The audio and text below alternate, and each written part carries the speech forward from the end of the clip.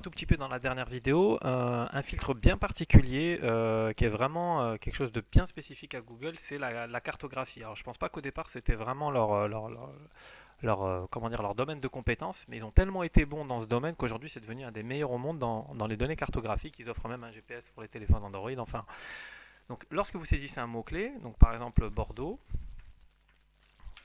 donc Bordeaux, quand on le tape par défaut, c'est un mot-clé pour lequel on va chercher des sites internet, la page Wikipédia, la page du club de foot des Girondins de Bordeaux, mais on peut filtrer sur ce qu'on appelle Maps, carte en français.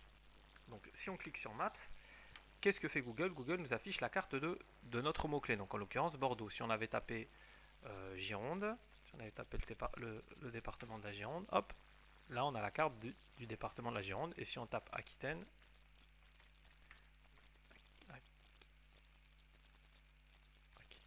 voilà, là on a carrément toute la région. Voilà. Donc on revient sur Bordeaux. Hop là. Donc il nous affiche une carte, rien d'extraordinaire, vous allez me dire, bon ça permet quand même de pouvoir imprimer la carte, on n'est pas obligé d'aller acheter une carte si on veut juste une carte de Bordeaux. Et si on zoome avec sa molette, on va voir qu'à un moment donné, on va augmenter le niveau de détail de la ville. Alors ça dépend de la qualité de la connexion internet, hein. Plus la qualité est bonne, plus ça va vite. Et on arrive au niveau des rues, etc. etc. Voilà, ça c'est la première possibilité de Google Maps. Deuxième possibilité, c'est d'afficher la vue satellite. C'est-à-dire c'est la même carte, boum, elle va se transformer en une vue satellite.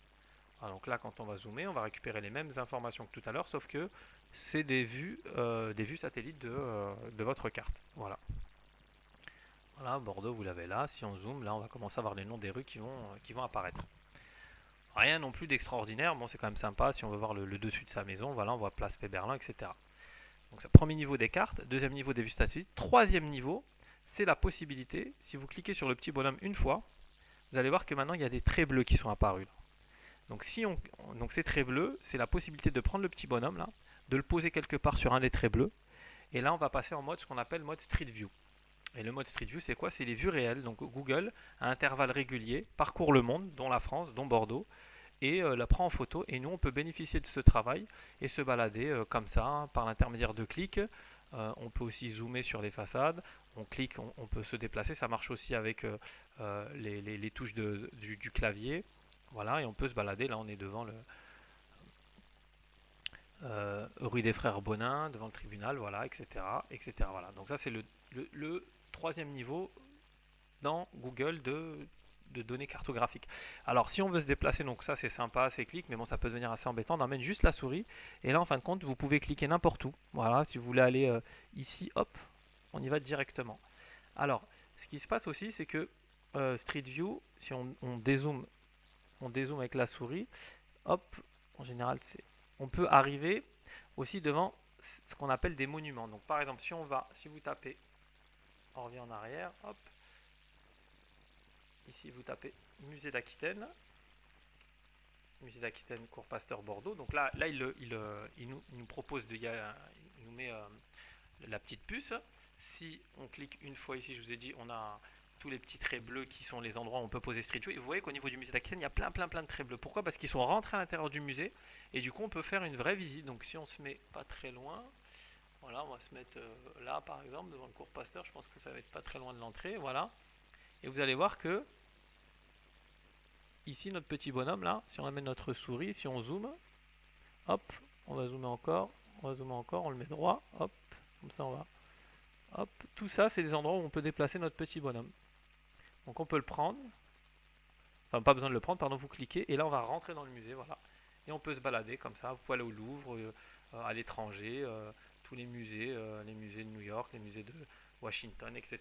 Je pense que ça marche aussi au Japon, voilà, et on peut se balader comme ça. Donc on peut carrément rentrer dans certains monuments, bien sûr pas tout, il y a même certains magasins qui ont accepté le petit bonhomme, enfin c'est quelqu'un qui est rentré avec un appareil photo sur le dos et qui a pris en photo, voilà. Donc on va revenir à la vue normale, voilà, entre guillemets, la vue normale.